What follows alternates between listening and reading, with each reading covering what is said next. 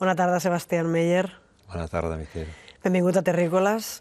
Sebastián Meyer és farmacèutic i és sociòleg, és activista gai des de la dècada dels 70, entre altres coses ha sigut vicepresident d'Amnistia Internacional i ara, des de fa 4 anys, és el president d'Stop Sida, que és una organització que intenta promoure la salut sexual i l'empoderament entre la comunitat LGTBI i també els homes i les dones trans, treballadors sexuals i treballadores sexuals. En quin moment vas decidir implicar-te políticament, Sebastián, en la lluita contra la sida? Bueno, hay, diría, varias fases. Hay una primera fase a principios de los 80, cuando la cosa llegó y que me enteré de que pasaba en Estados Unidos en ese momento.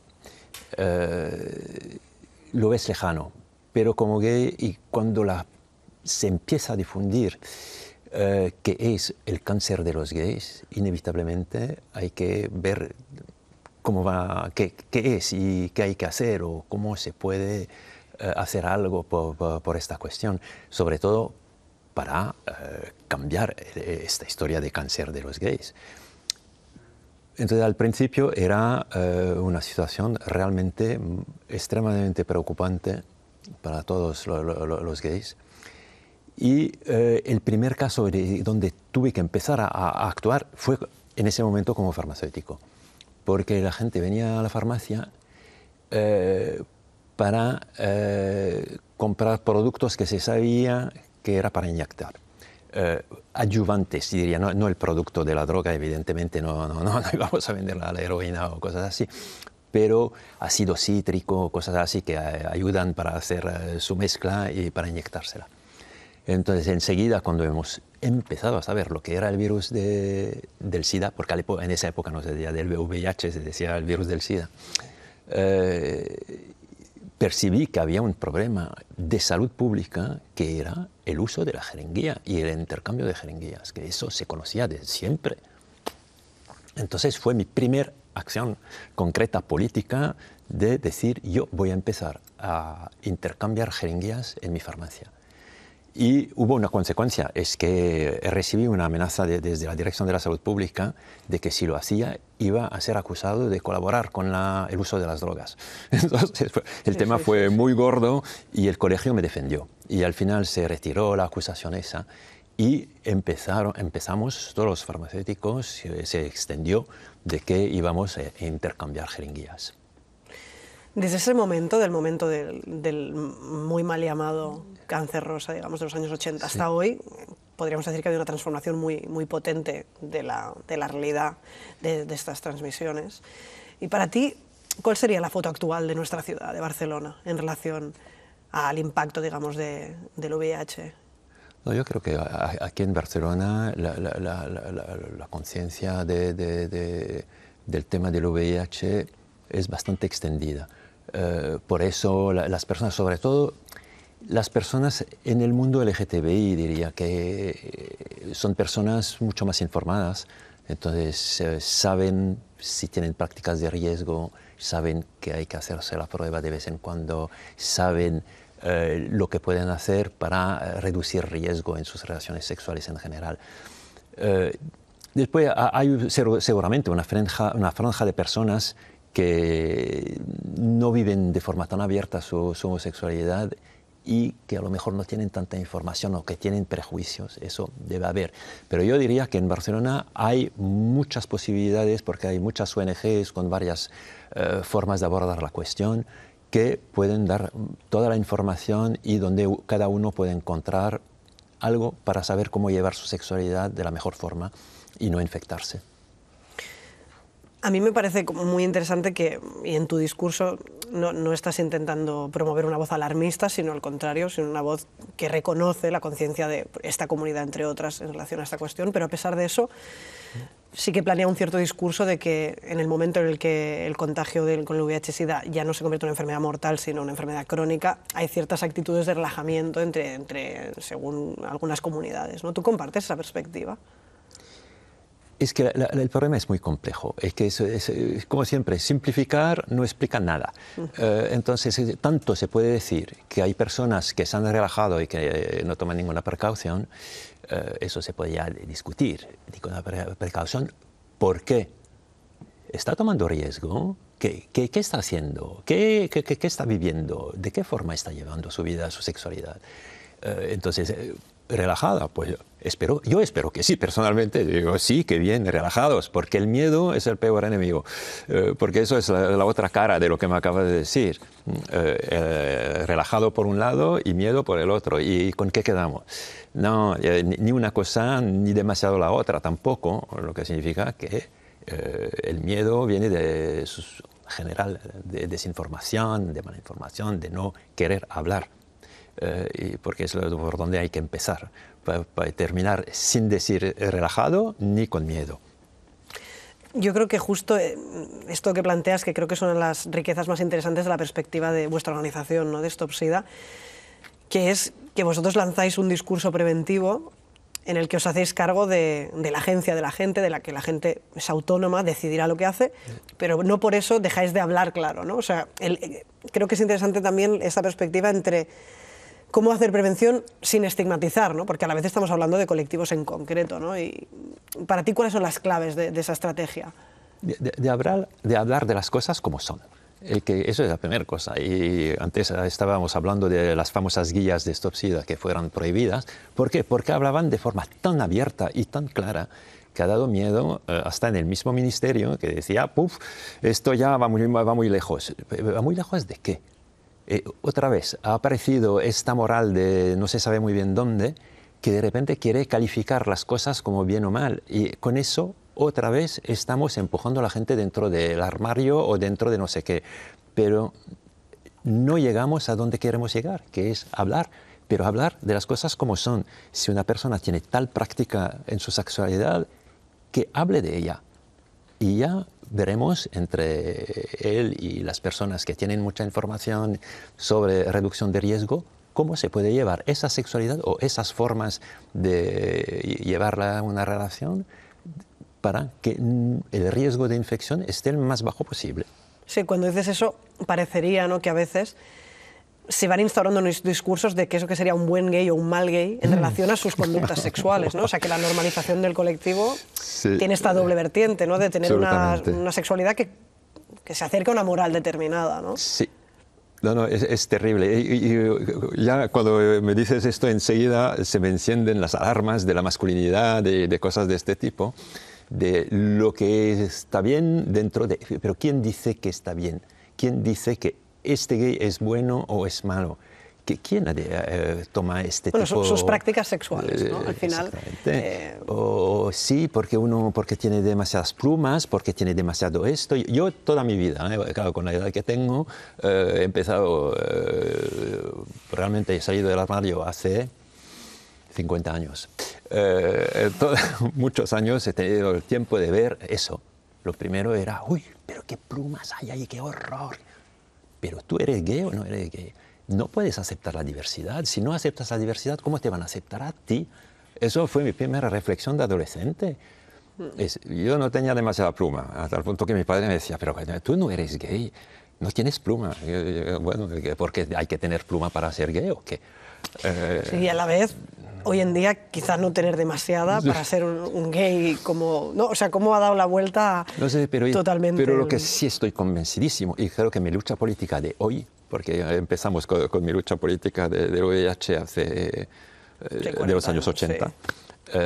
La lucha política de hoy no es solamente del VIH, es de todo el ámbito de la discriminación. Entonces, concierne tanto el tema LGTB como el tema de las mujeres, como el tema del inmigrante. Todo lo que pasa por la discriminación, la no aceptación de la diversidad y del diferente. Porque esta es nuestra lucha, yo creo.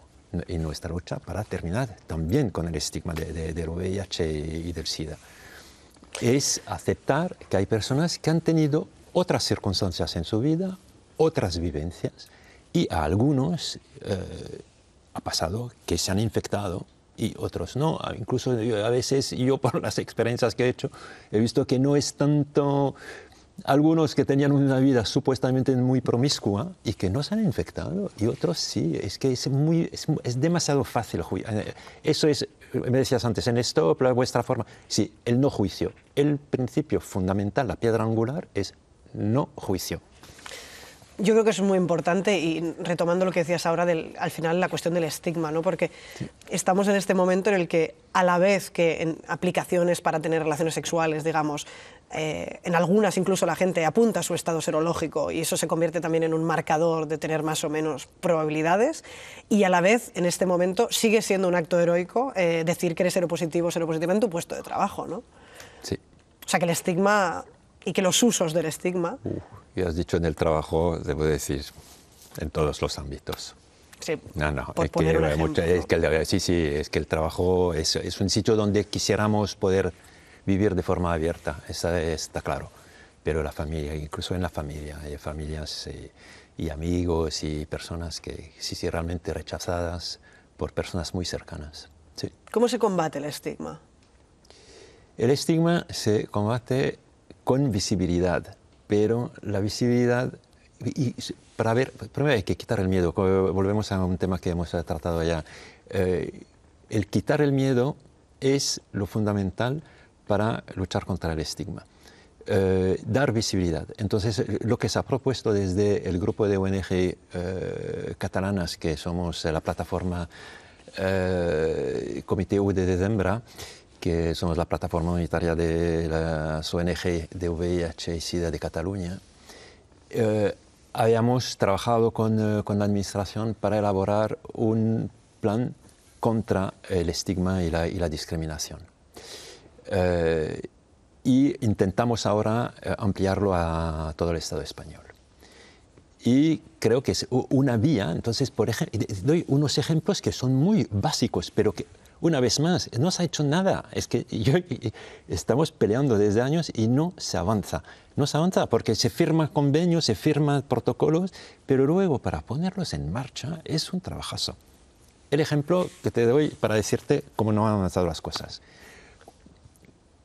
Cuando he empezado a trabajar como farmacéutico, claro, tuve que pedir dinero prestado y se me obligó a firmar un seguro de vida para acompañar el préstamo. A los pocos años llega el VIH y me envían una carta, el seguro, para decirme: ahora, para proteger a nuestros asegurados, las personas con VIH ya no van a poder contratar un seguro con nosotros, entonces ya no vamos a tener un dinero con personas, asegurando a personas que de todos modos se van a morir, dicho de forma cruda. Entonces, claro, yo al día siguiente, y imagínate, eso era, creo, el 86 o el 87. Entonces, yo enseguida me he dado de baja de este seguro. No, pero que es cierto que todavía hoy la pregunta está sobre la mesa. He ido al banco hace 3 semanas, y veo en la lista donde para poner la firma, porque otra vez un trámite de estos, y veo otra vez si tenía VIH o no. Entonces, claro, la única cosa que yo aconsejo es hay que mentir, porque es que no tienen derecho a pedir este tipo de información. Y además en la era de la protección de datos, de los datos ultraconfidenciales, de todo, se hacen preguntas que efectivamente solo tienen una voluntad... La pregunta se ha colado. Ay, perdón, el formulario es antiguo. Sí, pero... No es de recibo. Pero el discurso que promueve pues eso es un pequeño detalle. Otras personas porque si quieres ir a trabajar de bombero, ¿ves? Es lo que está cambiando ahora con la última ley que la acaban de firmar, que ahora, y sí, finalmente, después de tantos años de lucha, sí van a reconocer que no hay problema porque una persona sea policía, bombero o en cualquier tipo de trabajo de este tipo, si tiene VIH. Si estamos ahora aprobando esos protocolos y esos documentos, efectivamente queda todo el otro trabajo de sensibilización. Antes hemos pasado un momento por encima, pero me parece que dentro de esta mirada de intentar entender este problema de forma compleja, que creo que es por donde tenemos que tender y no por una lógica más simplista y reduccionista, antes hablabas de la masculinidad, ¿no? Desde una perspectiva de género que creo que en Stop SIDA la tenéis muy incorporada. ¿Piensas que hay algo que tiene que ver también con transformar la masculinidad, que puede tener un impacto positivo en pensar nuestra sexualidad o la sexualidad de los hombres de una manera más compleja, que pudiera tener un impacto positivo en tener relaciones más seguras o con más capacidad de autodecidir lo que uno hace? No tengo absolutamente ninguna duda. Y digo, porque yo lo que veo es que muchas veces cuando hablas con las personas que se infectan, es que han querido llevar un papel que a lo mejor no era el suyo.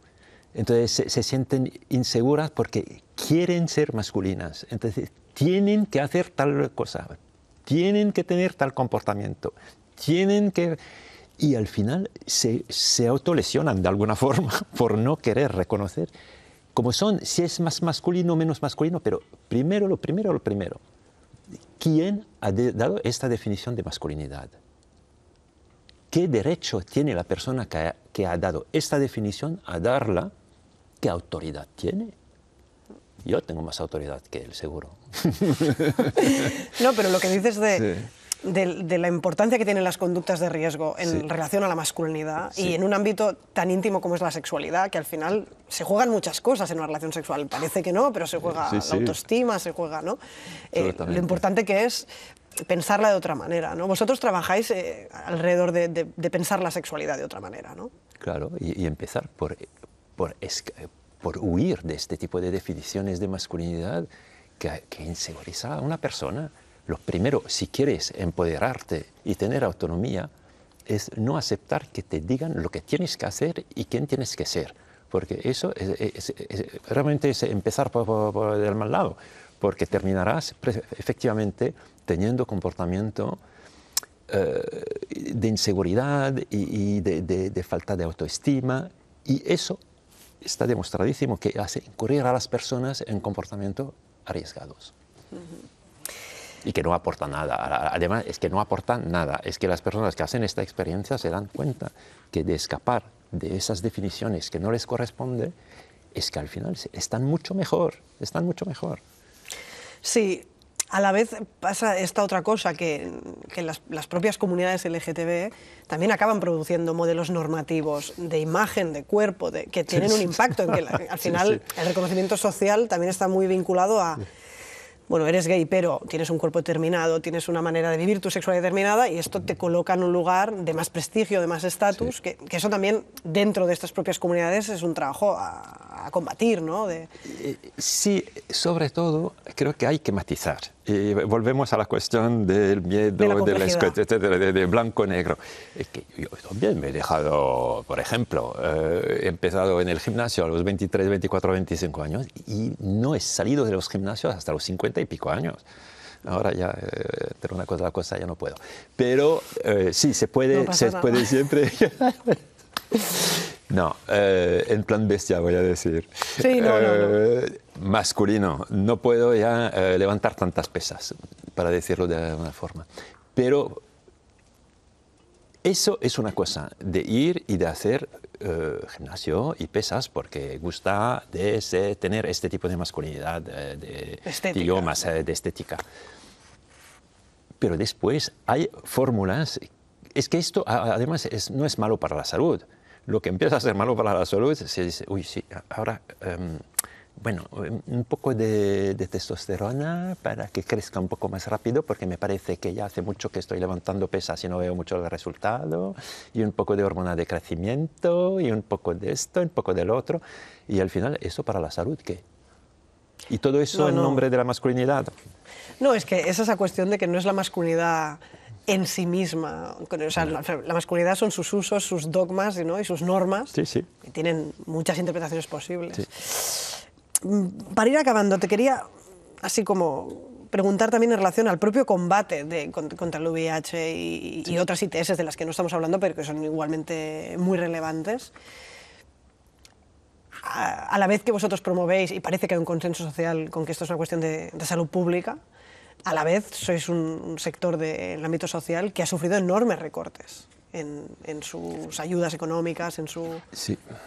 Sí, efectivamente, es que ya no se hacen las campañas que hacíamos hasta el 2009. 2009, 2010, 2011 ya bajaba y en el 2012 fue un recorte tremendo y ahí nos quedamos con la mitad del presupuesto que teníamos. Sí, no, es que realmente, y desde entonces intentamos remontar, pero ya es otra forma de dar atención, es más dar atención a los usuarios hoy día, porque hay más subvenciones para eso, que realmente para hacer campañas de prevención, en el sentido más propio del término. De lo que hacemos, hemos encontrado una vía para redesarrollar toda la cuestión de la intervención y de la prevención, por ejemplo, a través de redes sociales.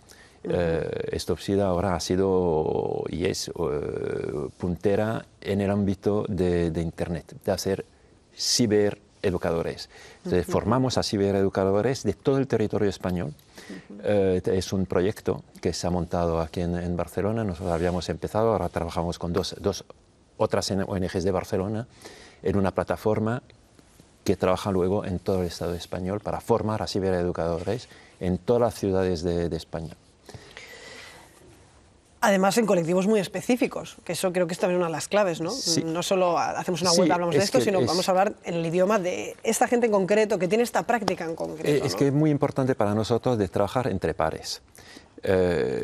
Porque para que entiendas de qué hablo, por eso últimamente se escucha mucho hablar de muchas entidades comunitarias, pero comunitarias de la comunidad LGTB o comunitarias de lo no hospitalario. Y entonces eso lo he descubierto aquí, llegando y trabajando en ese ámbito del VIH, he descubierto que la comunidad por la cual estoy luchando y trabajando por sus derechos desde X años, de repente me han robado, entre comillas, mi término de comunidad para meterlo en otra cosa que para mí no es. Entonces me encuentro en una entidad comunitaria, no por ser LGTBI, que sí lo somos, sino por no ser hospitalaria y del ámbito de la administración. Es un término, es un anglicismo. Se ha adaptado a un término del inglés que califica a lo que no es de la administración, de la comunidad, y se ha extendido, pero yo creo que en el sentido de las lenguas latinas no deberíamos hacer esto, porque de hecho estamos torciendo algún concepto de lucha política de una comunidad con una cierta identidad y con un trabajo entre pares, como tú acabas de decir, para hacer una cosa que no es entre pares. Supongo que también te refieres a esta tensión entre las formas de hacer prevención más biomédicas, ¿no? Que tiene una idea como, pues, que podríamos decir que está más basada en una idea de que la medicalización puede ser también una forma de prevención y toda la cuestión en relación a la PrEP, etcétera, etcétera. Sí, sí. Y luego hay otras perspectivas que a la vez que pueden compartir eso, proponen un modelo comunitario, ¿no? ¿Cuál sería para ti? ¿Cuál sería el modelo de salud sexual comunitaria con el que tú estás comprometido? ¿Comunitario de qué? ¿Ves? Otra vez, yo te interpreto comunitario LGTB. Bueno, pero para ti, ¿cuál sería el paradigma? Claro, para mí, el comunitario, es que yo ahora he empezado, siempre que se me habla de entidad comunitaria, que es por no ser de la administración, yo pongo comunitario entre comillas. Porque para mí lo comunitario es de donde viene parte de mi identidad o de mi lucha política también. Bien, yo creo que no hay que crear ninguna idea equivocada sobre el tema, porque escucho en varias conferencias donde estuve últimamente, hay gente que me dice, no, es que esto, es que claro, es que con el dinero, no mezclemos las cosas. ¿En relación a qué? ¿En relación a qué lo dices? En relación a, tú has dicho a lo biomédico. Ajá. Sí, hay algunos que han elegido tener una línea más biomédica, otros menos, pero no es excluyente. Hay muchos que quieren ver una especie de exclusión. No es exclusión mientras seguimos trabajando de una forma más holística. Ahora, si no abandonemos no abandonemos, pero es que hay algunos que yo he escuchado últimamente a alguien que me ha dicho, sí, nosotros somos una entidad comunitaria y hacemos prevención combinada. Digo, ¿qué hacéis? Sí, nosotros hacemos la prueba y acompañamos a la gente al hospital. Y digo, eso no es prevención combinada. ¿No lo es? Digo, no, eso es hacer un trabajo de ayuda al sistema sanitario para encontrar a personas que también, sí. Pero no mezcle. Entonces, después, ¿ves? Se vende una cosa que no es. la prevención combinada va mucho más allá, justamente hay que luchar por los derechos de las personas, por la justicia social, por una intervención también psicosocial, por otros ámbitos. Hay varios apartados, aparte de también ver la cuestión del tratamiento, del seguimiento médico. Es una cosa realmente, un trabajo conjunto de varias instancias y de personas de varios ámbitos de la sociedad. No es simplemente, pero es que, claro, es que se escucha mucho de una cosa y al final se cree que esto es eso. No lo es. Hay que trabajar de forma más general y entender que hay mucho más en la prevención que la PrEP o la prueba, o esos son herramientas biomédicas. La PrEP, de hecho, no es simplemente una pastilla, es un programa de prevención que incluye cantidades de intervenciones. Que para quien no lo sepa, es como una medicación que se toma antes para evitar estos contagios, digamos. Sí, sí, pero además hay que hacer análisis de sangre, hay que tener muchas otras actividades que el hecho de tomar una pastilla. Eso es solamente la herramienta, pero la PrEP es una cosa más grande, más compleja, y que es, de hecho, si se hace correctamente, es una cosa donde se alcanza efectivamente una protección muy elevada. Pero hay que hacerlo como hay que hacerlo. Como sí. debe ser. Y a la vez, muy interesante esa cuestión de que al final también hay que darle importancia a lo comunitario en el sentido de cómo nuestras comunidades nos hacemos cargo de cómo vivimos la sexualidad, cada uno como quiera, pero con información, ¿no? Sí, y evitando juicios. Sebastián Meyer, muchísimas gracias. A ti, y gracias por venir a Terrícolas. Buenas tardes. Muy bien, gracias por recibirme.